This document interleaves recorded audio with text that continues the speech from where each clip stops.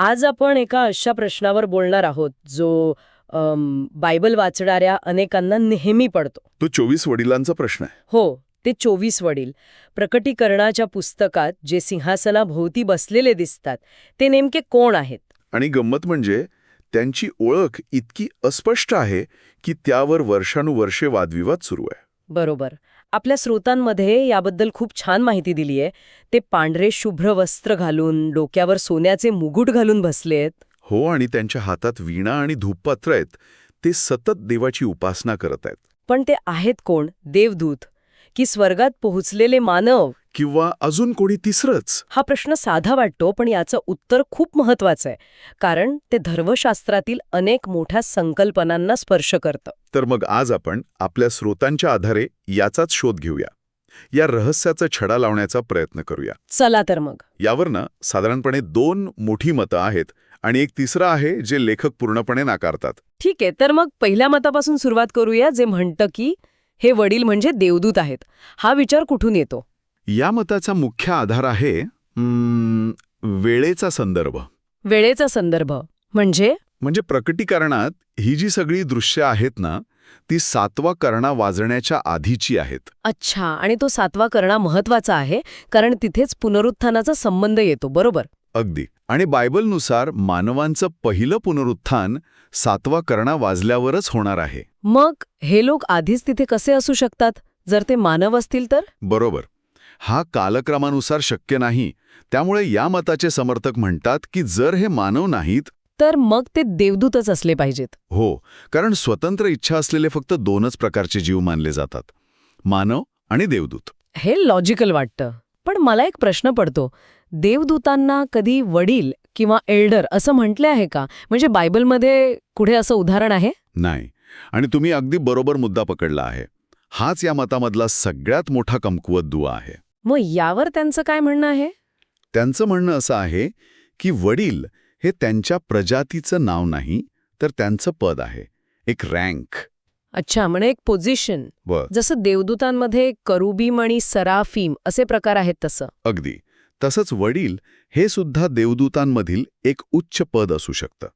देवाच्या स्वर्गीय दरबारातील सल्लागार किंवा प्रशासक असं काहीतरी. इंटरेस्टिंग. आणि त्यांच्या हातात ज्या वस्तू आहेत, वीणा आणि धूपपात्र, त्याबद्दल काय? त्यातूनही संकेत मिळतात.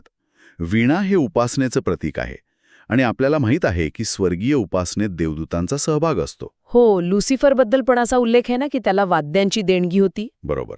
आणि ती सोन्याची धूपपात्र ज्यात संतांच्या प्रार्थना आहेत. प्रकटीकरणातच पुढे एका देवदूताला धूपपात्र दिलं जातं. म्हणजे ही कामं देवदूत करतात. आणि आणखीन एक मुद्दा होता. यातील एका वडिलांनी योहानाला काहीतरी समजावून सांगितलं होतं. हो, आणि तो खूप महत्वाचा मुद्दा आहे.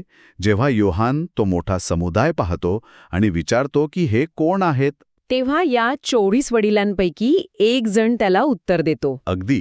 आणि हे समजावून सांगण्याचं काम, ज्ञान देण्याचं काम सहसा देवदूतच करतात, जसं गॅब्रिएलने दानिएलला केलं होतं. म्हणजे वेळेचा संदर्भ, त्यांची कर्तव्य आणि त्यांचं ज्ञान देण्याचं काम, या सगळ्या गोष्टी एकत्र केल्या की ते देवदूत असावेत असं वाटतं. हो, हे मत त्यामुळेच खूप भक्कम वाटतं. ठीक आहे, पण आता दुसऱ्या मताकडे वळूया, जे ह्या सगळ्याच्या अगदी विरुद्ध आहे. ते म्हणतात की हे वडील मानव आहेत, विशेषतः पुनरुत्थित झालेले हुतात्म्या. हो, आणि या मताचे समर्थक पहिल्या मतातील प्रत्येक मुद्द्याला आव्हान देतात. सुरुवातच वडील या शब्दापासून करतात की हा शब्द देवदूतांसाठी कधी वापरलेला नाही. कधीच नाही. तो नेहमी मानवी नेत्यांसाठी, विशेषतः चर्चमधील अधिकाऱ्यांसाठी वापरला जातो. त्यामुळे शब्दाचा सरळ अर्थ घेतला तर ते मानवच आहेत. पण मग वेळेच्या समस्येचं काय? 7व्या करण्याच्या आधी पुनरुत्थान कसं शक्य आहे? तो तर सगळ्यात मोठा अडथळा होता. इथेच या मताचं वेगळंपण आहे. त्यांच्या मते योहान हे सगळं त्याच्या काळातून नाही बघत आहे. म्हणजे त्याला भविष्याचं दर्शन घडत आहे. तो जणू काही भविष्यात गेलाय आणि तिथून हे सगळं पाहतोय. अरे वा, म्हणजे तो भविष्यात उभा राहून हे पाहतोय. जर असं असेल तर पुनरुत्थानाचा प्रश्नच मिटला. अगदी तसंच. तो 1000 वर्षांच्या राज्याच्या काळातून हे पाहतोय. त्यामुळे त्याला जे दिसतायत ते भविष्यात पुनरुत्थित झालेले हुतात्मा आहेत. हा विचार तर सगळं चित्रच पालटून टाकतो.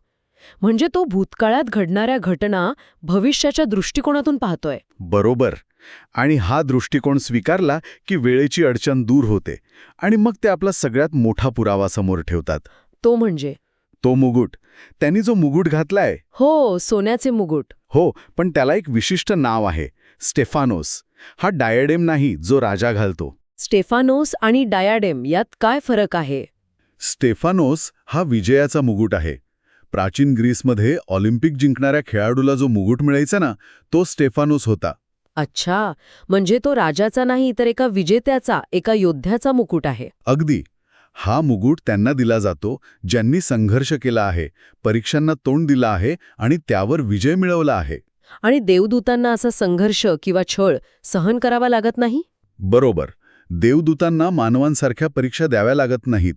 त्यांना विश्वासासाठी छळ सोसावा लागत नाही. त्यामुळे त्यांना विजयाचा स्टेफानोस मिळण्याचा प्रश्नच येत नाही. नाही. हा सन्मान फक्त त्या मानवांसाठी आहे ज्यांनी आपल्या विश्वासामुळे छळ सोसला आणि त्यावर विजय मिळवला. ती एकच प्रतिमा सगळं सांगून जाते. हे अविश्वसनीय आहे. एका शब्दावरून स्टेफानोस किती मोठा फरक पडू शकतो. पण मग ते जे योहानाला समजावून सांगत होते त्याचं काय? किंबहुना संदेष्टे आणि प्रेषित हे मानवच होते ना. हो, ते तर आहेच. त्यामुळे पुनरुत्थित झालेल्या एका विजयी संताने योहानाला काही समजावून सांगणं यात काहीच आश्चर्यकारक नाही. म्हणजे या मतानुसार हे 24 वडील म्हणजे 1000 वर्षांच्या राज्यातील याजक आहेत, जे ख्रिस्तासाठी हुतात्मा झाले आणि आता विजयी म्हणून बसले आहेत. अगदी. दोन्ही मतं आपापल्या जागी खूपच तर्कशुद्ध आहेत. ही दोन मतं तर एकमेकांच्या विरुद्ध आहेत, पण आपल्या श्रोत्यांमध्ये एका तिसऱ्या आणि खूपच विचित्र मताचाही उल्लेख आहे ना? हो, आहे. आणि लेखक त्याला पूर्णपणे नाकारतात. ते काय आहे? की हे वडील म्हणजे आदामाच्या पूर्वीचे मानव आहेत. काय, आदामाच्या आधीचे मानव? म्हणजे आदाम पहिला मानव नव्हता? तसाच काहीसा अर्थ.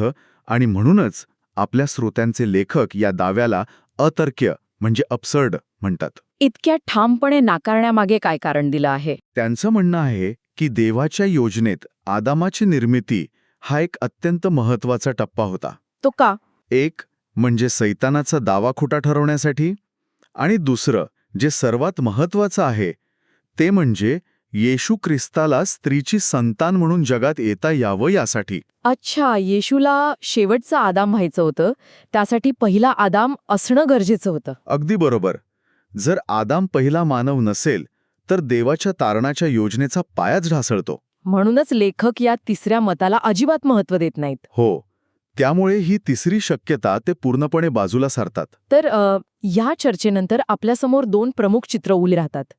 एकीकडे हे 24 वडील देवदूतांच्या श्रेणीतील उच्च अधिकारी असू शकतात, आणि दुसरीकडे ते मानवी इतिहासातील विजयी हुतात्मा असू शकतात ज्यांनी आपल्या विश्वासासाठी सर्वोच्च त्याग केला. आणि ही दोन मतं इतकी वेगळी आहेत की यातून स्वर्गाबद्दलची आपली कल्पनाच बदलू शकते.